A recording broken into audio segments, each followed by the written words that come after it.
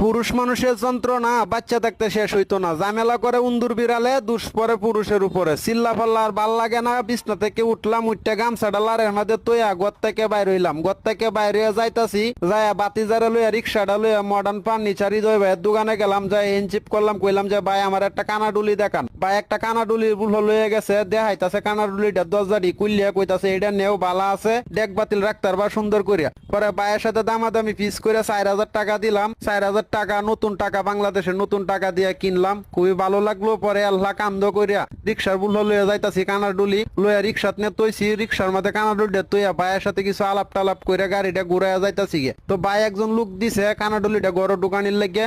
ছোট ভাইটার লইয়া কানাডুলিটা গড় ঢুকাইতাছি। আসলে দীর্ঘ 1.5 বছর হয়েছে বিয়ে করছি, কিন্তু ঘরে কোনো জিনিসপত্র আনতে পারি নাই।